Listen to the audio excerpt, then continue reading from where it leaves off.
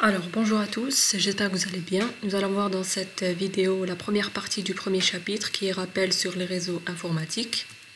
Alors on va voir en premier lieu ce que c'est qu'un réseau informatique. Donc un réseau informatique, comme on voit dans la définition, c'est tout simplement un ensemble d'équipements qui sont reliés entre eux. Voilà, donc, ensemble d'équipements informatiques bien sûr. Donc ça peut être des ordinateurs, des imprimantes, des routeurs, etc. reliés entre eux par des moyens de transmission qui peuvent être filaires, sans fil, etc. Alors, concernant les équipements informatiques, généralement, il y a deux types d'équipements informatiques. Il y a les équipements intermédiaires et les équipements finaux. Les équipements intermédiaires, c'est les équipements qui permettent de connecter plusieurs équipements entre eux, ou les plusieurs équipements terminaux, ou même intermédiaires entre eux. Donc, à titre d'exemple, nous avons les commutateurs, les ponts, les routeurs, les passerelles. Donc, chaque équipement que je viens de citer agit au niveau d'une certaine couche selon le modèle OSI ou bien TCP/IP. Quant aux équipements finaux, qui sont les terminaux, c'est tout ce qui est ordinateur, imprimante, smartphone, smart TV, smartwatch, etc. Donc, c'est des équipements qui reçoivent les messages à la dernière étape de communication. Donc, c'est les équipements qui sont toujours à l'extrémité du réseau. Voilà.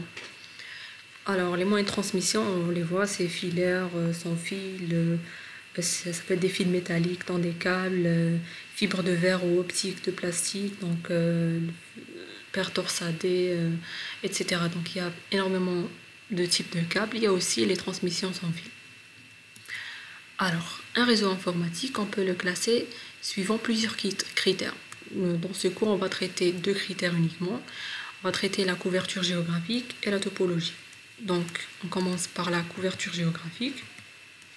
Voilà. Comme vous le voyez dans le schéma, vous avez PAN, ensuite vous avez en haut LAN, MAN et WAN. On va voir ce que c'est que ces abréviations. Donc, nous avons PAN pour Personal Area Network, qui est en français réseau personnel. LAN pour Local Area Network, qui est en français réseau local. MAN, Metropolitan Area Network, réseau métropolitain. Et WAN, Wide Area Network, pour réseau étendu. On va voir en détail ce que veut dire chacun d'entre eux. Alors, comme vous voyez dans la figure, vous avez le PAN, qui est le premier. C'est un réseau personnel. Donc, un réseau personnel, c'est d'un point de vue géographique le plus petit réseau qui puisse exister. C'est une couverture qui peut couvrir un espace d'1 mètre carré. Donc, à titre d'exemple, ça peut être un espace personnel, une chambre, un local, etc. Donc, un espace vraiment réduit. On passe au réseau local, dont la couverture peut aller de 10 mètres jusqu'à 1 km. Donc, là, on voit qu'il est plus grand que le PAN. Et il peut occuper, à titre d'exemple, une pièce, un bâtiment, un campus, etc. Voilà. On va après au MAN. Voilà. Le MAN, c'est plus grand qu'un LAN. C'est le réseau métropolitain qui peut couvrir un espace de 10 km². Donc, ça peut couvrir, à titre d'exemple, une ville.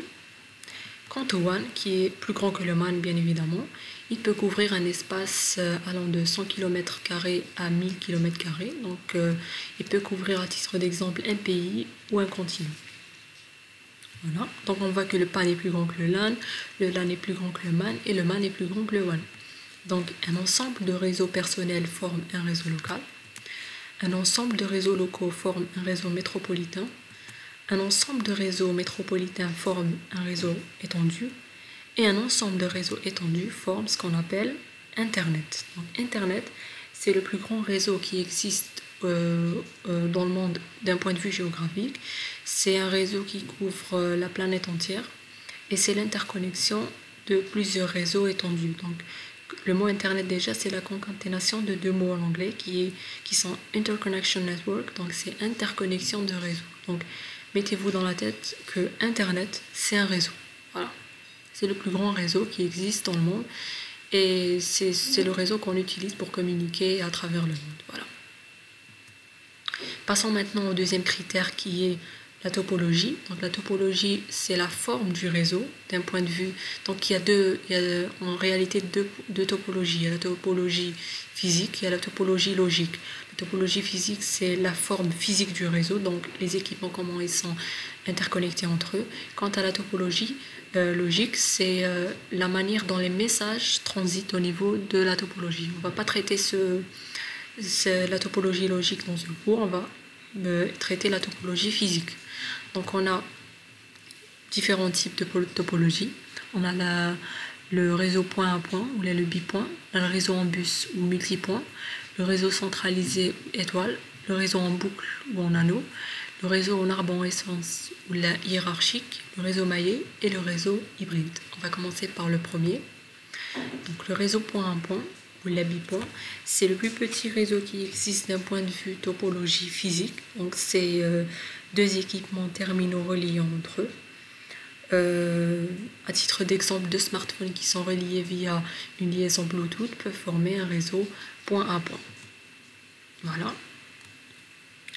Le réseau en bus, c'est un réseau plus grand que le réseau bipoint parce qu'il est constitué de plus de deux équipements. Donc comme vous le voyez dans la topologie, par exemple, on a 5. Ils sont tous reliés entre eux via une liaison qui est le câble. Ce câble-là, c'est le câble qu'on appelle bus. Alors, ce qu'il y a comme problème au niveau de cette topologie, c'est que s'il y a plusieurs machines qui communiquent entre eux dans ce réseau, comme vous le voyez ici par exemple, si cette machine communique et cette machine aussi communique, il y aura un risque de collision. Donc un risque de collision, c'est deux messages qui circulent, comme vous le voyez ici, qui se rencontrent. Donc d'un point de vue physique, ces deux messages-là, c'est deux signaux. Donc deux signaux qui se rencontrent, ça sera une addition de signaux. Une addition de signaux va donner un signal. Et ce signal-là, n'a aucun sens d'un point de vue donné ou d'un point de vue message quand il sera décodé. Donc les collisions, s'il y a plusieurs collisions dans le réseau, c'est-à-dire que la transmission ne sera pas bonne, il faudra toujours réenvoyer le message, etc. Voilà. Vous pouvez voir ici la forme du câble en bus. Voici les bouchons de terminaison, les extrémités, et voici les connecteurs où les PC peuvent se connecter. Passons maintenant à la topologie centralisée en étoile. Donc on l'appelle étoile parce que la forme physique du réseau ressemble à une étoile. Le réseau centralisé est un réseau où on a l'équipement qui est au centre, c'est un équipement intermédiaire. Donc ça peut être, comme j'ai dit, un commutateur, un routeur, une passerelle, etc. Qui relie plusieurs équipements terminaux entre eux. Il peut relier aussi des équipements intermédiaires entre eux. Donc on peut avoir plusieurs types de topologies dans la centralisée. L'équipement d'interconnexion, comme j'ai dit tout à l'heure, voilà, on peut avoir le commutateur qui est de niveau 1, le concentrateur qui est de niveau 1, le commutateur qui est de niveau 2, le routeur qui est de niveau 3 et la passerelle qui est de niveau 7. Donc si on suit le modèle OSI, bien évidemment. La passerelle aussi, on a deux types de passerelles. On a la passerelle de transport et la passerelle applicative. Donc la passerelle de transport agit au niveau de la couche transport selon le modèle OSI. Et la passerelle applicative agit au niveau de la couche application selon le modèle OSI. Voilà. La topologie en anneau, elle est appelée anneau parce que c'est un ensemble d'équipements reliés entre eux via un canal de transmission. Donc on peut dire aussi que c'est un bus fermé. Donc si vous reliez les deux extrémités du bus central, vous allez avoir un anneau. Alors concernant l'anneau, c'est une topologie qui n'est plus utilisée de nos jours. Pourquoi? Parce qu'elle se base sur la technologie token ring, et token ring n'est plus utilisé de nos jours. Alors, si on explique comment se passe la communication, on va dire qu'elle se passe via l'utilisation d'un jeton. Le jeton, c'est quelque chose que possède un des équipements au niveau du réseau. Et ce quelque chose-là, c'est un privilège. Donc, si un des équipements a ce jeton-là, lui seul pourra communiquer. Voilà. On va donner un petit exemple de communication. Regardez, vous avez le premier ordinateur qui a le jeton. Le jeton est symbolisé par ce petit rond rouge-là. Il l'a, donc il peut communiquer.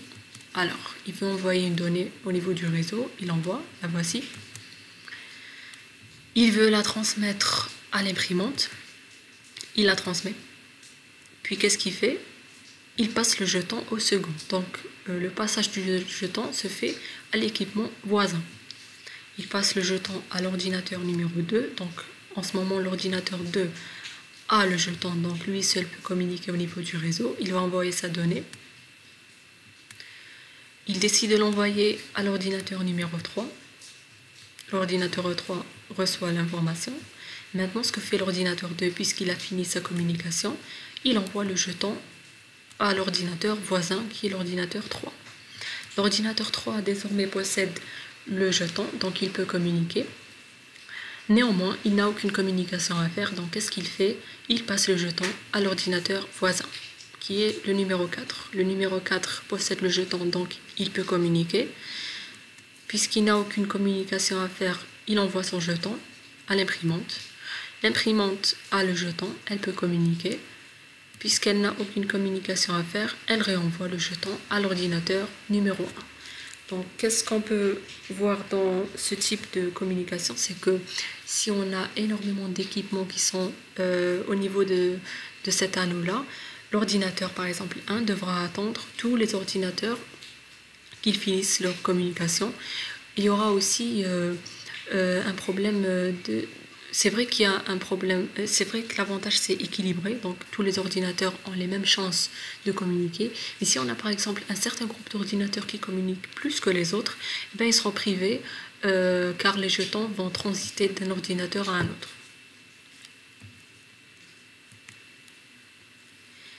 Passons maintenant à la topologie en arborescence ou hiérarchie. Donc arborescence car la topologie d'un point de vue physique ressemble à un arbre. Donc un arbre généralement est constitué d'un équipement racine, qu'on appelle racine, ici c'est le pair.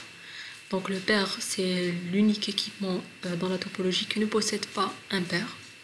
Donc le pair il possède des fils, chaque fils possède des fils aussi, et ce fils là devient lui-même un pair pour les équipements qui lui sont fils, etc. Jusqu'à les derniers. Les derniers là, c'est les équipements qui n'ont pas de fils. Les équipements qui n'ont pas de fils sont appelés feuilles dans l'arbre. Alors cette topologie n'est pas vraiment utilisée parce que sa mise en place n'est pas aussi évidente que ça. Aussi, si on a un très grand nombre de machines, ça demandera énormément d'équipements intermédiaires au niveau de la topologie. Ce qui est bien dans cette topologie, c'est que pour aller d'une machine à une autre, il existe toujours un chemin unique. Regardez, si vous allez de la machine A vers la machine 4, vous devez passer par le pair, vous devez passer par ce pair-là et vous devez redescendre jusqu'à arriver à la machine numéro 4. Donc il n'existe pas un autre chemin possible. Aussi, l'arbre déjà, il possède énormément de propriétés en informatique. Néanmoins, en pratique, cette topologie n'est pas vraiment utilisée. Voilà. On passe maintenant à la topologie maillée. Topologie maillée, c'est un réseau où toutes les machines de la topologie sont reliées entre elles. Donc l'avantage principal de cette topologie, c'est qu'il n'y a aucune collision, puisque pour chaque machine peut communiquer indépendamment des autres. Il y a toujours un chemin entre une machine et une autre, donc il n'y aura forcément aucune collision. Si cette machine communique avec celle-là, elle transite via ce canal-là. Si cette machine communique avec celle-là, elle transmettra via ce canal-là. Donc il n'y aura pas de collision. Néanmoins, c'est une topologie pratiquement infaisable et aussi irréalisable dans le cas d'un grand réseau. Pourquoi? Si vous avez un grand réseau, si par exemple vous avez, on va donner un exemple par exemple de, disons, 500 machines. Si vous avez 500 machines, vous auriez besoin de 124 750 câbles et 499 cartes réseau. Pourquoi 499? Parce que chaque équipement, comme dit la topologie maillée, doit être connecté à tous les équipements du réseau. Donc si on a 500 machines, cette machine-là, elle devra être connectée à 499 machines, et puisqu'elle doit être connectée à 499 machines en même temps, elle devra donc posséder 499 cartes réseau, ce qui est infaisable en pratique. Voilà. Donc cette topologie n'est vraiment pas utilisée. Néanmoins, on l'utilise uniquement dans des cas bien précis. Voilà. Ou là sur de très petits réseaux. Passons maintenant à la topologie hybride. Donc, une topologie hybride, elle n'a pas forcément une structure physique spécifique. C'est un mélange de plusieurs types de topologies. Regardez, vous avez entre les trois serveurs un réseau en anneau. Vous avez entre le serveur et les PC étoiles, le serveur et les PC étoiles. Vous pouvez avoir des liens entre les PC. Donc, c'est un mélange de toutes les topologies qu'on a. C'est une topologie qui est la plus utilisée de nos jours en pratique, car elle permet de modéliser n'importe quel réseau suivant les besoins. Donc on peut imaginer notre réseau comme on veut. On n'est pas obligé de suivre une certaine structure physique. Donc on est plus libre d'utiliser n'importe quelle architecture, tout dépend le contexte. Voilà. Donc en pratique, c'est celle-là qui est utilisée. Passons maintenant au modèle OSI et au modèle TCP/IP. Donc le modèle OSI, déjà, c'est un modèle qui a été créé par l'ISO. C'est un modèle qui permet de définir comment se passe la communication au niveau des réseaux informatiques. Quant au modèle TCP/IP, c'est un modèle pratique, car modèle OSI, c'est un modèle théorique, et modèle TCP/IP, c'est inspiré du modèle OSI. Et c'est un modèle qui est pratique, qui est utilisé de nos jours. Et généralement, le modèle TCP/IP, c'est celui qui est utilisé au niveau d'Internet. Alors, le modèle OSI est constitué de 7 couches. Voilà. Vous avez 7 couches. La 7e, c'est la plus haute. La première, c'est la plus basse. Vous avez la couche application, qui sert d'interface entre les applications. C'est la couche niveau utilisateur. La couche présentation a pour objectif de voir tout ce qui est codage, conversion, chiffrement des données, donc elle s'occupe de ça. La couche session, elle permet d'établir une connexion entre deux applications. Elle permet d'établir la connexion, de la maintenir et de la libérer. La couche transport, elle permet d'établir une connexion de bout en bout, voilà, donc deux applications distantes. La couche réseau, elle permet d'acheminer des paquets. Elle permet l'adressage et permet aussi le routage des données. La couche liaison, elle permet d'échanger des données via un support local commun. Et la couche physique, elle permet d'encoder le signal et l'envoyer sur le support physique. Voilà. Donc si vous remarquez, on a les couches hautes et les couches basses. Quant au modèle TCP/IP, on a dit qu'il s'est inspiré du modèle OSI. Donc la couche application du modèle TCP/IP, c'est la concaténation des trois couches supérieures du modèle OSI, application, présentation et session. La couche transport, elle reste la même. La couche réseau, c'est la même, juste qu'on l'appelle dans la littérature internet, mais on peut l'appeler aussi réseau. Et la couche accès réseau, c'est la concaténation des deux couches liaison et physique du modèle OSI. Alors, au niveau de la couche applicative, on identifie un équipement via son nom d'hôte. Un nom d'hôte, c'est par exemple le nom de votre machine, le nom de votre PC, le nom de votre smartphone. C'est juste un nom. Donc, c'est une chaîne de caractères qui permet d'identifier une machine. Dans la couche transport, on identifie maintenant l'application via son numéro de port. Donc, chaque application agit au niveau d'un numéro de port. Au niveau Internet, on identifie une machine via son adresse IP, car on a vu que la couche réseau, elle permet l'adressage. Donc, l'adresse IP est utilisée pour identifier une machine au niveau de la couche réseau. Quant à la couche accès réseau, on identifie une machine via son adresse MAC. On sait que l'adresse MAC, c'est une adresse physique, contrairement à l'adresse IP qui est une adresse logique. On verra par la suite en détail les adresses IP. On va maintenant parler de l'adresse MAC. L'adresse MAC, c'est une adresse physique qui est unique au monde. C'est une adresse qui ne change jamais. Réellement, c'est l'identifiant de la carte réseau de la machine. Et elle est unique au monde parce que si vous avez une adresse MAC X, vous êtes le seul à l'avoir dans le monde entier. Elle est généralement composée de deux parties. Il y a la partie constructeur et la partie machine. Constructeur, c'est l'identifiant de votre constructeur. Par exemple, HP, Dell, Motorola, Lenovo, etc. Donc, tous ces constructeurs-là, ceux qui fabriquent des PC, des smartphones, etc., ont une plage d'adresse MAC. Donc, chaque chaque constructeur a sa propre plage d'adresse MAC. Et si on arrive à une saturation, eh ben, qu'est-ce qu'il fait le constructeur? Il demande tous les anciens équipements qu'il a déjà vendus et qui ne sont plus utilisés. Donc il essaie de récupérer de nouvelles adresses MAC pour les prochains équipements qu'il va fabriquer. Voilà. Alors au niveau de la couche applicative du modèle TCP/IP, l'équipement d'interconnexion, c'est la passerelle d'application. Une passerelle applicative, une passerelle en général, c'est un équipement de couche supérieure. Ça peut être par exemple un serveur. Du moment qu'on est en couche applicative, cela veut dire que on a ce côté utilisateur, donc on voit ce qui se passe. Donc la passerelle, généralement, elle sert pour convertir les protocoles. Donc on peut convertir par exemple Ethernet à Token Ring. Voilà. On a au niveau de la couche transport la passerelle de transport. Au niveau du routeur, de la couche internet, on a le routeur. Vous connaissez tous. Et au niveau de la couche accès réseau, on a soit le commutateur, soit le concentrateur. Donc le commutateur agit au niveau de la couche liaison et le concentrateur agit au niveau de la couche physique. Concentrateur, si vous envoyez un signal au niveau d'un port du concentrateur, il sera diffusé vers tous les autres ports où il y a des machines qui sont reliées. Contrairement au commutateur qui utilise sa table MAC pour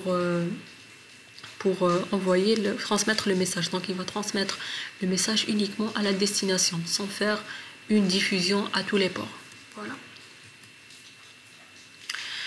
Passons maintenant au processus d'encapsulation et de désencapsulation. Donc ce processus-là est très important. Pourquoi? Parce qu'on va comprendre comment se fait la communication. On a dit auparavant que le modèle OSI permet de décrire comment se passe une communication au niveau du réseau. Donc on a les 7 couches qui sont ici.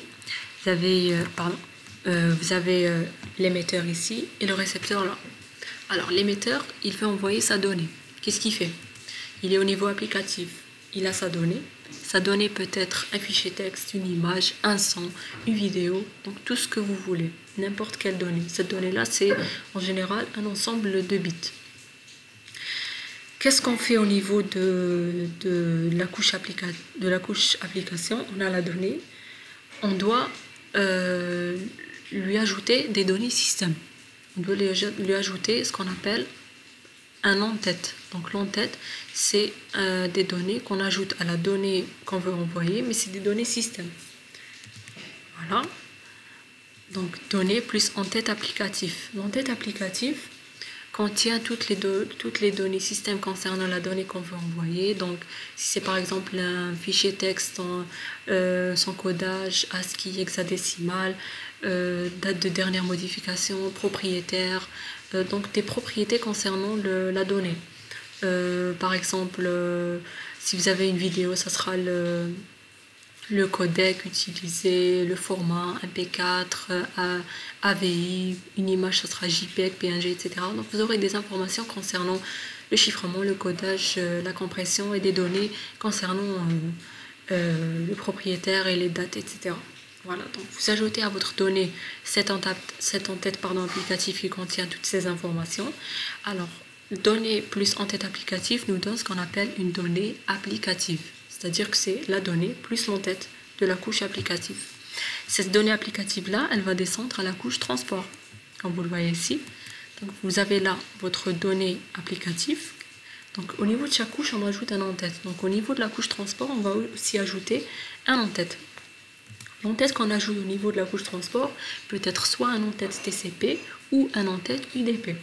Donc l'en-tête, tout va dépendre de la nature de la donnée. Si vous avez une donnée de type texte, une vidéo, un son, un fichier exécutable, donc tout ce qui est fichier, vous allez utiliser le protocole TCP. Pourquoi? Parce que le fichier qu'on veut envoyer ou la donnée qu'on veut envoyer, on veut qu'elle soit reçue à 100%. Donc aucun octet ne doit manquer au niveau de cette donnée. Car si un octet manque, le fichier ne pourra pas être lu, ne pourra pas être ouvert, ne pourra pas être utilisé, etc. Remarquez par exemple si vous téléchargez un fichier et vous arrivez à 99% et vous arrêtez vos téléchargements, même s'il vous manque uniquement un octet de la donnée, vous ne pourrez pas ouvrir votre fichier. Donc TCP, on l'utilise dans le cas de fichiers où on veut qu'il soit reçu à 100%. Pourquoi on utilise TCP parce que TCP, c'est un protocole transport qui permet cette réception à 100% et il utilise un mécanisme d'acquittement. Donc à chaque fois qu'il envoie, par exemple vous avez une donnée, on ne peut pas l'envoyer en entier au niveau du réseau, c'est impossible, surtout si elle est volumineuse, donc on la découpe en petites parties. Et à chaque fois que j'envoie une petite partie, je demande à la destination de m'envoyer un acquittement. L'acquittement, c'est un message qui permet de me dire si j'ai reçu ou pas le message. Donc si je reçois l'acquittement, c'est-à-dire que mon message a été reçu. Si je ne reçois pas d'acquittement, je vais me dire que ma donnée n'a pas été reçue, donc je la retransmets. L'inconvénient avec TCP, c'est que ça met énormément de temps et il y a énormément de messages qui transitent pour envoyer une donnée. Néanmoins, c'est quelque chose d'important vu qu'on veut que la donnée soit reçue à 100%. On a certaines données où la réception à 100% n'est pas importante, comme la vidéoconférence, comme le streaming. Si vous êtes par exemple avec votre interlocuteur sur Skype par exemple, vous êtes en train de parler, veut dire que vous êtes en train d'échanger des données audiovisuelles. Il est en train de vous voir, il est en train de vous entendre. Donc, c'est pas obligé de recevoir le tout, parce que si on commence à envoyer des acquittements, réenvoyer, etc., vous n'aurez pas ce concept de direct. Donc, vous allez recevoir les données en retard et vous n'allez pas sentir ce direct-là. Par exemple, si une chaîne télévisée fait un streaming au niveau d'internet, par exemple si c'est un match de football, si c'est une information importante, si c'est un journal télévisé, on voudrait qu'il soit en direct. On n'a pas besoin d'une information à un instant delta t plus x. Donc elle ne sert plus à rien. L'information n'est plus quelque chose d'important. Vous voyez, donc on préfère utiliser UDP. UDP, c'est comme TCP sauf qu'il ne possède aucun système d'acquittement. Il envoie les données et c'est tout. Il ne cherche pas à savoir si la destination a reçu ou pas. Et puis, par exemple, ce qu'il y a en visioconférence, si vous êtes en train de parler avec votre interlocuteur, si vous n'entendez pas certains mots, par exemple, vous pouvez vous-même lui demander de répéter. Donc, il n'y a aucun souci. S'il y a des coupures aussi, c'est pas vraiment grave. Mais pour un fichier qu'on doit exécuter, qu'on doit utiliser pour une image, pour une vidéo, etc., on est obligé d'avoir le fichier en intégralité. Voilà. Alors, revenons au processus d'encapsulation. Donc, la donnée applicative qui est en blanc ici, on lui ajoute un en-tête soit TCP, soit UDP, tout dépend de la nature de la donnée. Donc, cette addition-là va nous donner ce qu'on appelle un segment TCP ou UDP. Donc, dans la littérature, on dit segment TCP pour le protocole TCP. Et si on utilise le protocole UDP, on va parler de datagramme UDP. Mais si même on dit segment UDP, c'est pas grave. Donc, ce segment-là, TCP ou bien UDP, il va descendre à la couche réseau.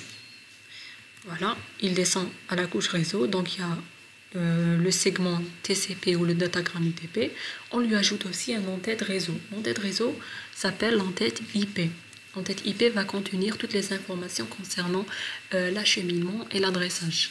Donc quand on parle d'adressage, cela veut dire qu'on va introduire maintenant les adresses IP source et destination pour savoir qui est l'émetteur et qui est le récepteur.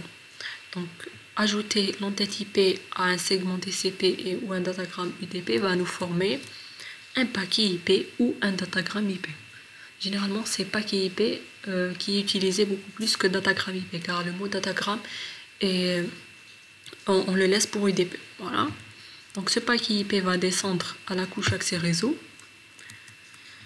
On lui ajoute un en-tête accès réseau. Donc l'en-tête va dépendre de la technologie utilisée. Si on utilise Token Ring, on ajoute un en-tête Token Ring. Si on utilise ATM, si on utilise PPP, si on utilise Ethernet. Donc il y a différents protocoles au niveau de la couche accès réseau.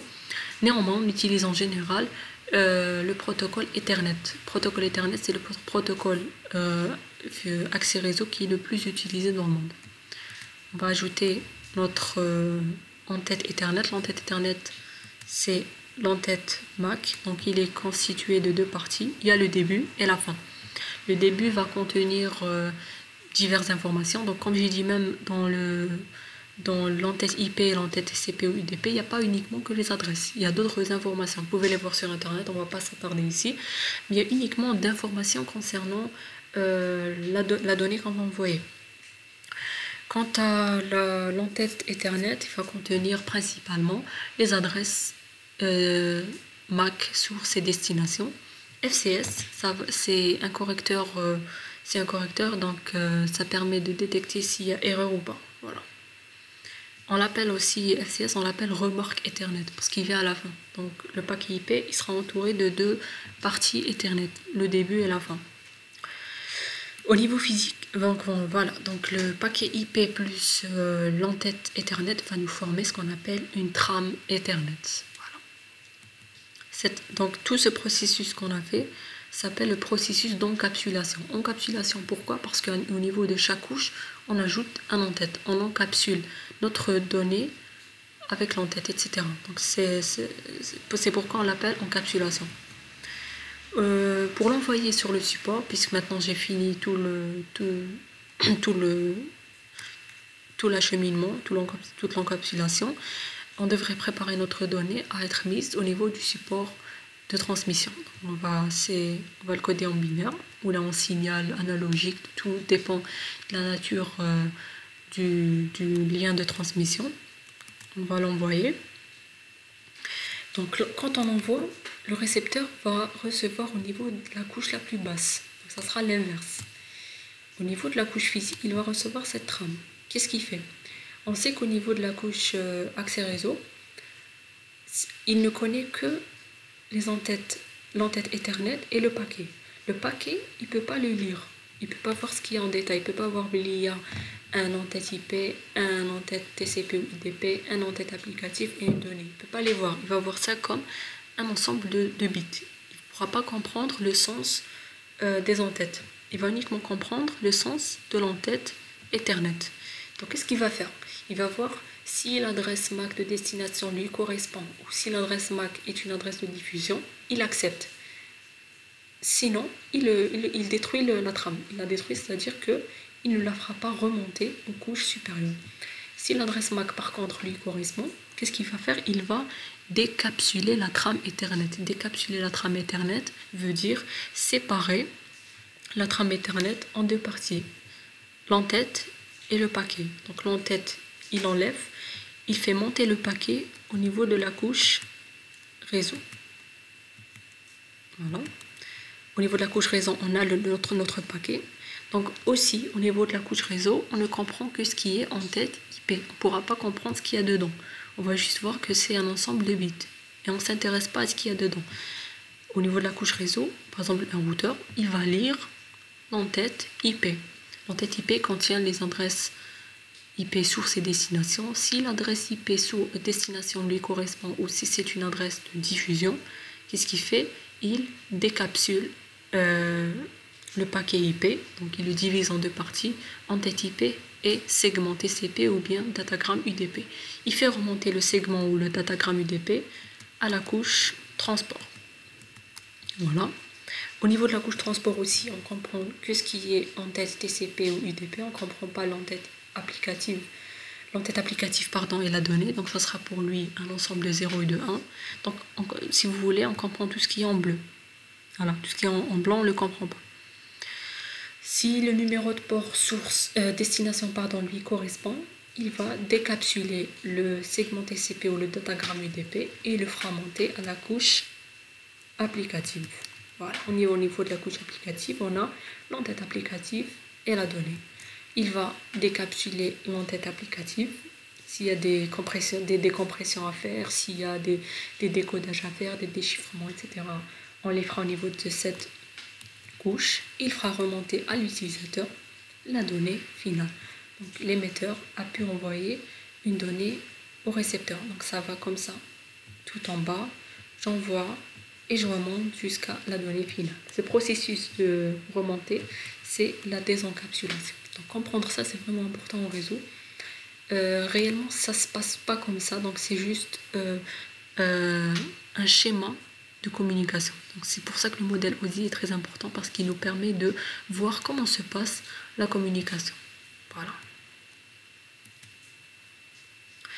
Puisque on va parler de réseau informatique, de réseau internet et tout, on va s'intéresser à la pile protocolaire TCP/IP. On va plus s'intéresser au modèle TCP/IP que OSI, déjà parce que OSI il est théorique.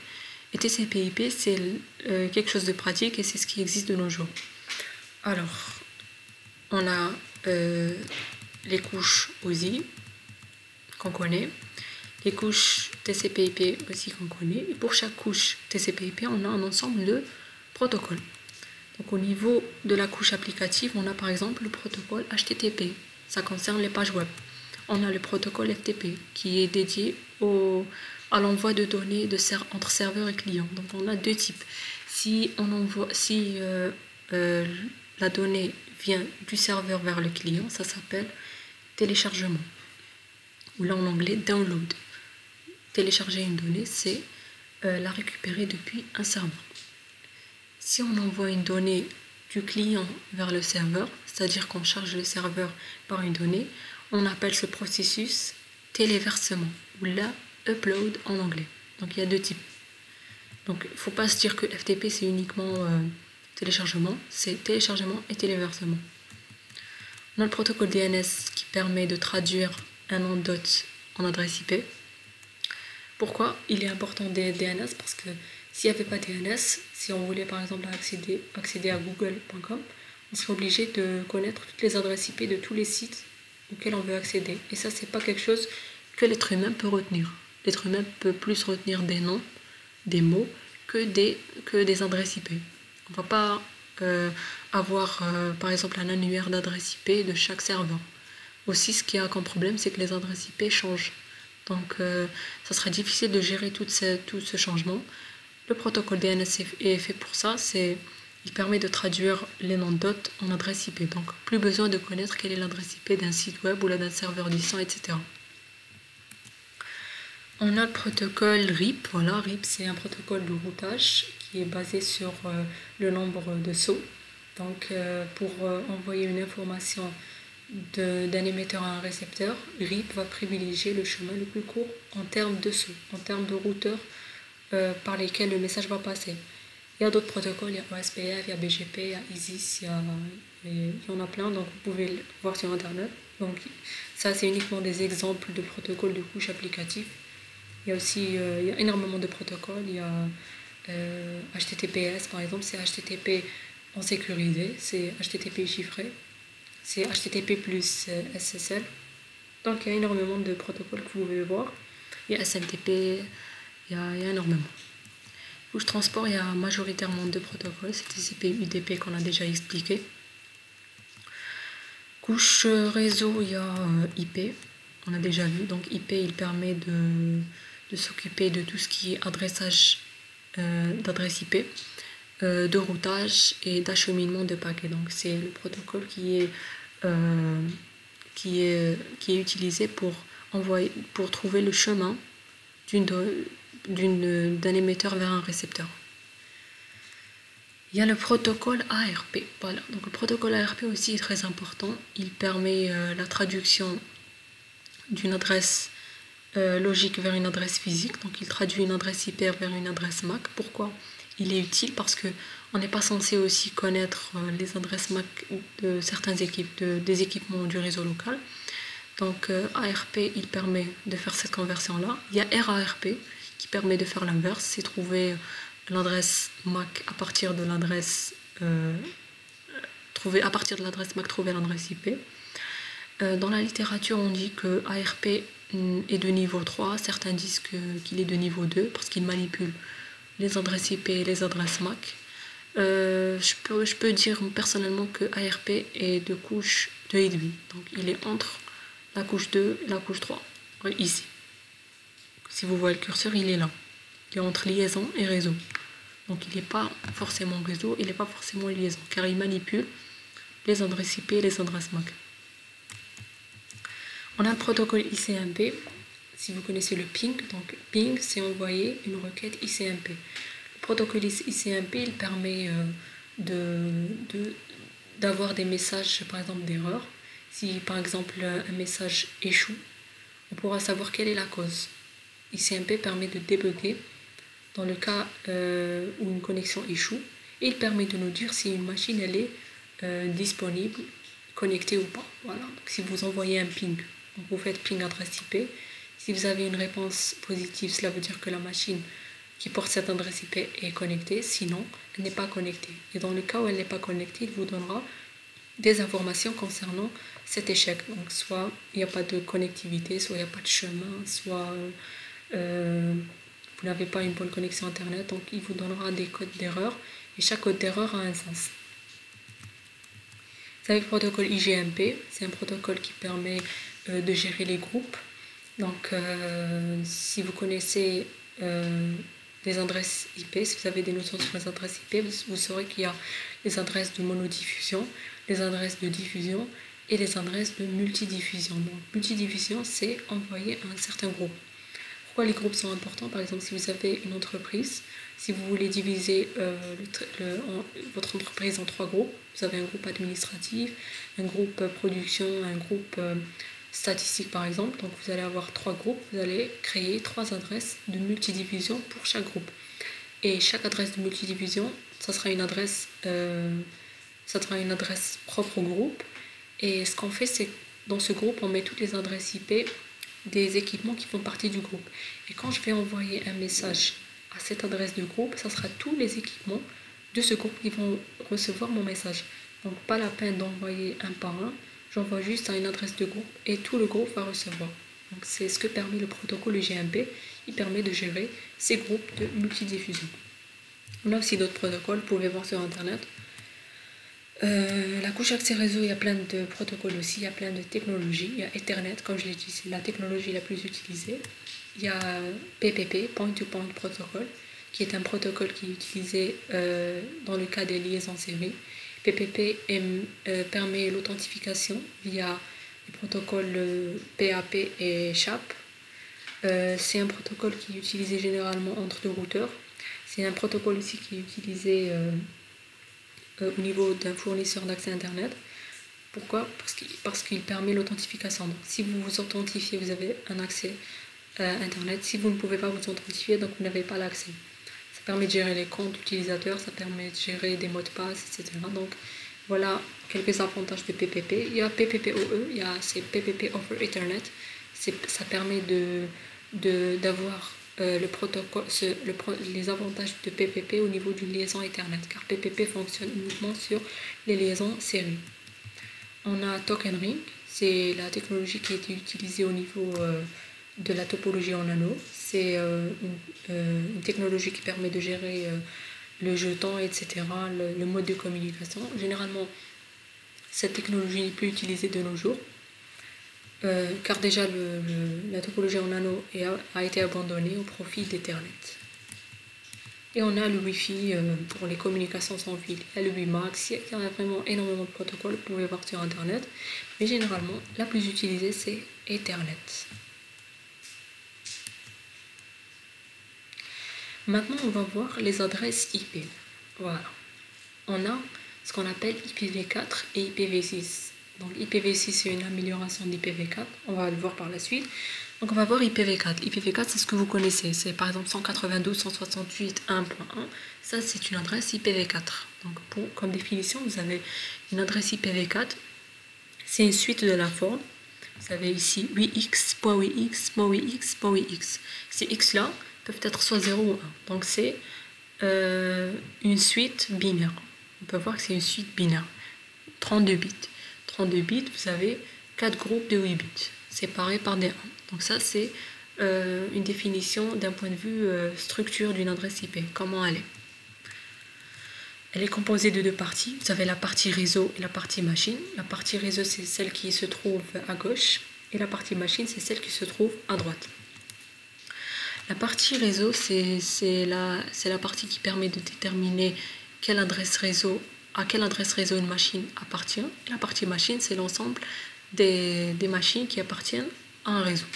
Donc si vous avez par exemple 192.168.0.0/16, on va se dire que l'adresse réseau c'est 192.168.0.0 et une adresse machine ça sera 1.1 ou la 1.2 ou la 1.10, etc. Donc ça va aller de 0 0.0 jusqu'à 255.254. Vous avez différents types d'adresses IP. Donc ça, je pense que vous l'avez déjà vu, c'est juste un rappel. Une adresse réseau, c'est une adresse IP dont la partie machine égale à 0. Voilà, c'est celle-là. L'adresse réseau, elle permet d'identifier un réseau. Donc si on envoie un ping vers l'adresse IP réseau, ça sera toutes les machines de ce réseau qui vont recevoir ce message. Le masque, c'est une adresse IP dont la partie réseau égale à 1 et la partie machine égale à 0. Donc le masque, c'est pas proprement dit une adresse IP, et c'est une adresse, parce qu'elle a la forme déjà d'une adresse IP, qui permet d'identifier la partie réseau de la partie machine. Donc les 1 c'est la partie réseau, les 0 c'est la partie machine. Via le masque, on peut savoir quelle est la taille de la partie réseau, quelle est la taille de la partie machine. Parce que regardez ici, c'est pas défini. Ça peut être par exemple 2 octets, 2 octets. Ça peut être 1 octet, 3 octets. Ça peut être 3 octets, 1 octet, etc. Ça peut être 1 bit, 31 bits, 16 bits, 16 bits, etc. Donc c'est pas vraiment défini. On dit juste que la partie réseau, c'est celle qui se trouve à gauche, et la partie machine, celle qui se trouve à droite. Donc on ne sait pas réellement quelle est la taille de la partie réseau, quelle est la taille de la partie machine. C'est variable. Via le masque, on peut savoir. Donc le nombre de 1 va nous donner la partie réseau, et le nombre de 0 va nous donner la partie machine.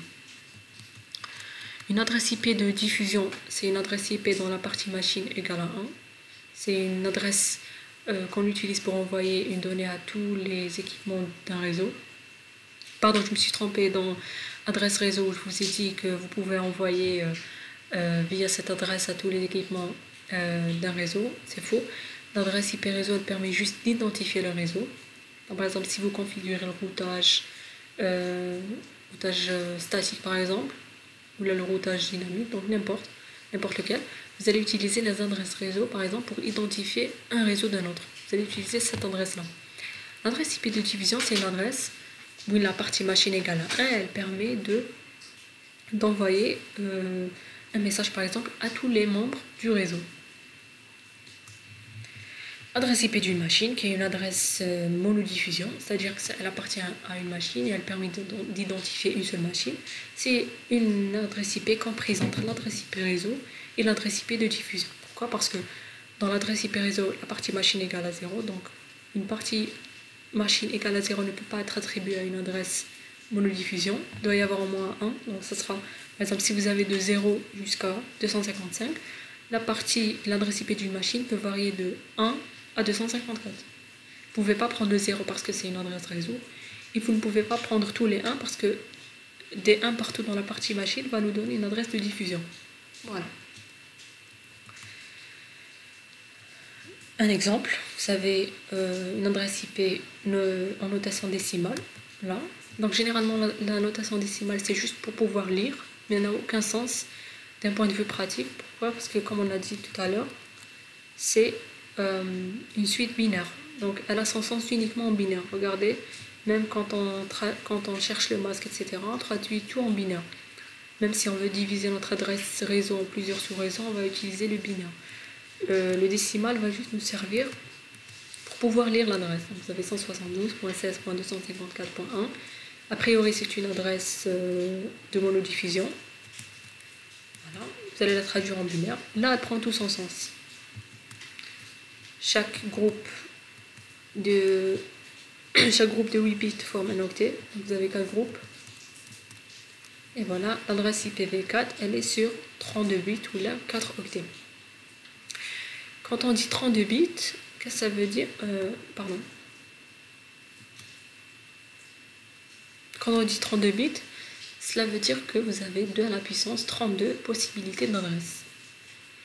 Passons maintenant aux classes d'adresse IP. On a 5 classes. On a la classe A qui va de 0.0.0.0 jusqu'à 127.3 x 255.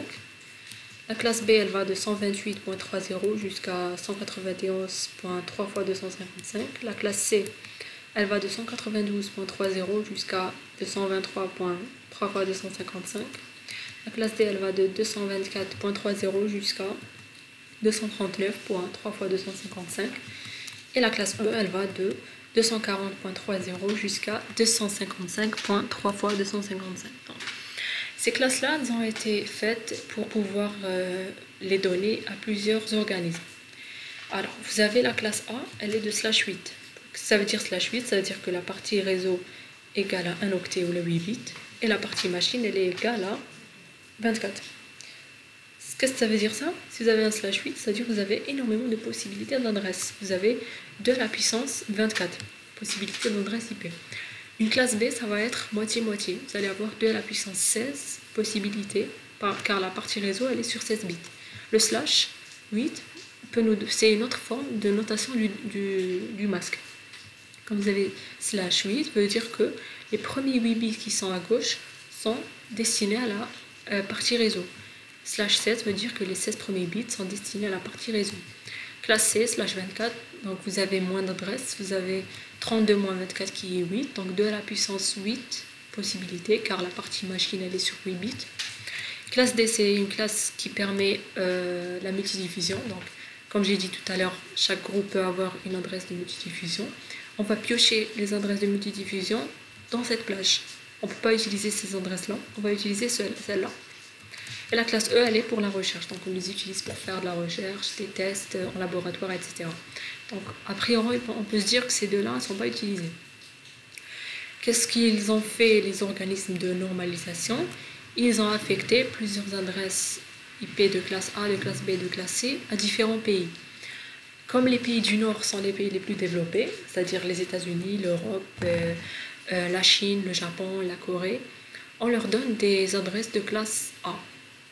Pourquoi? Parce qu'on se dit que c'est des pays qui ont besoin d'énormément d'adresses IP, car c'est des pays où il y a beaucoup de technologie, et c'est des pays où on utilise énormément l'Internet dans le travail, dans l'éducation, etc. Quant aux pays moins développés, c'est-à-dire en route vers le développement, on leur donne un /16. Et les pays pauvres, le tiers-monde, l'Amérique du Sud, l'Afrique, le monde arabe, on leur donne des adresses de classe C. Donc, la répartition a été faite ainsi au début. Néanmoins, le problème s'est posé ces dernières années. On sent que IPv4 ne suffit plus. IPv4 ne suffit plus, c'est-à-dire, comme j'ai dit tout à l'heure, 2 à la puissance 32 possibilités ne suffisent plus. Ça fait, donc, une adresse IPv4, elle est codée sur 32 bits, c'est-à-dire qu'on a environ 4,3 milliards d'adresses IP possibles. On peut se dire que c'est énorme, mais de nos jours, ça ne suffit plus. Pourquoi? Parce que il y a énormément d'applications qui sont apparues, il y a Internet des objets qui est apparu. Donc, Internet des objets, c'est quoi? C'est Internet où plusieurs objets peuvent communiquer au sein du réseau. Donc, c'est plus les équipements qu'on connaît, les PC, les smartphones, les smartwatches, les smart TV, etc. Maintenant, tout équipement peut posséder maintenant une adresse IP, peut posséder une carte réseau et peut être connecté au réseau. Par exemple, une porte peut posséder une adresse IP, une lampe peut posséder une adresse IP, une machine à laver. Tout équipement qu'on veut manager à distance peut posséder une adresse IP. Pourquoi? On parle maintenant de nos jours de villes intelligentes, de smart cities, etc. Donc, si on établit cette notion d'objet, on verra que les adresses IP ne seront pas suffisantes. Donc, les 4,3 milliards d'adresses IP ne seront plus suffisantes, car on a les êtres humains, leurs machines qui possèdent des adresses IP, plus ces objets-là. Et de nos jours, même un seul être humain peut avoir plusieurs adresses IP. Pourquoi? Parce qu'il a plusieurs équipements. Aussi, il y a la démocratisation des smartphones, des PC, etc. Donc, c'est très facile d'acquérir un PC. Et de nos jours, l'informatique en général fait partie du mode de vie de n'importe quelle personne. Donc, on l'utilise au travail, pour le divertissement, les artistes l'utilisent, etc. Donc, c'est quelque chose qui est omniprésent de nos jours. Donc, IPv4 est arrivé officiellement à saturation le 3 février 2011. Donc, en 2011, on a dit que IPv4 vraiment ne suffisait plus. On a même pioché dans les classes E, D, E. On a plus utilisé, après les classes, on a utilisé la notion de sous-réseau. On a commencé à avoir pas uniquement des /8, des /7, des /24, on a des /25, 26, /9, /10, etc. Donc on a vraiment commencé à utiliser toutes les possibilités en IPv4, mais malgré ça, ça n'a pas suffi. D'où l'apparition d'IPv6. Donc IPv6, c'est développer IPv4. Donc on ne va pas réellement vers un changement radical au niveau de l'adressage, mais uniquement, on veut juste augmenter le nombre d'adresses IP. Si on veut uniquement augmenter le nombre d'adresses IP, c'est-à-dire qu'on va augmenter la taille d'une adresse IP, car plus la taille d'une adresse IP est grande, plus le nombre de possibilités d'adresses IP vont se voir agrandir. On va voir IPv6. Donc IPv6, regardez, c'est à peu près comme IPv4, sauf que c'est plus grand. Donc vous avez une suite de la forme 4x, 2.4x, 4.2, 4x, je pense que c'est 8 fois, où x c'est un nombre hexadécimal, c'est-à-dire qu'il appartient non plus seulement de 0 à 1, 0 ou 1 pardon, mais de 0 à f, 0, 1, 2, 3, 4 jusqu'à 9, puis A, B, C, D, E, F. Donc vous avez énormément de possibilités. Une adresse IPv4, V6 pardon, elle n'est plus codée sur 32 bits, mais maintenant sur 128 bits. 128 bits, c'est-à-dire que vous avez 2 à la puissance 128 possibilités. C'est ce chiffre-là que je ne peux même pas lire. Voilà. Et en théorie, on dit que on a environ ce chiffre-là, milliards d'adresses IPv6 par millimètre carré. Donc au niveau du monde entier, on a ce chiffre-là par millimètre carré. Donc on a supprimé les zones où il y a les océans, etc., le pôle Nord, etc. On s'est occupé juste des zones où il y a la population. Ça c'est en théorie, hein. On peut pas vraiment discuter là-dessus. Donc on se dit que ce nombre-là est soi-disant illimité. Illimité, c'est-à-dire qu'on n'arrivera jamais à saturation. Néanmoins, on peut vraiment pas prédire cela, parce que même quand IPv4 a été inventé, on se disait toujours qu'il n'arrivera jamais à saturation, et vous pouvez voir le résultat. Mais néanmoins, IPv6 peut nous aider d'ici un très grand nombre d'années. Voilà. Puisqu'on a parlé d'adresse, on va parler du ping, de la commande ping. Donc c'est une commande qui permet de tester si une machine elle est connectée ou pas.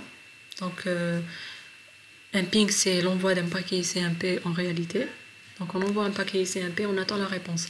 Si on n'a pas une réponse au bout d'un certain delta T, on va se dire que la machine n'est pas up. Et si on reçoit la réponse, on va se dire qu'elle est up. Donc la commande c'est ping adresse IP machine. Pourquoi je parle de cette commande-là? Parce que cette commande-là, elle permet déjà, si on permet de savoir qu'une machine elle est connectée ou pas, c'est un moyen de savoir une information sur une machine. Donc si on est en sécurité informatique, c'est très important. Donc un attaquant pourra utiliser la commande ping pour voir si une machine elle est connectée ou pas. Donc le ping, on peut le voir comme une première étape d'attaque. Si on a les adresses IP bien sûr. Si on ping des machines, si on ping une adresse IP de diffusion par exemple, si on ping tout le réseau, on peut savoir quelles sont les machines qui sont utilisées, quelles sont les machines qui sont connectées, quel est le nombre de machines connectées, etc. Donc on peut avoir une certaine vision. On peut aussi avoir, on peut définir l'architecture. Les rappels essentiels des réseaux. Donc on n'a pas vu tout en réseau, c'est vrai, mais on a vu toutes les choses qu'on pourra utiliser. On va utiliser le protocole ARP, ICMP, on va utiliser le ping dans les attaques qu'on verra par la suite. Voilà, je vous remercie.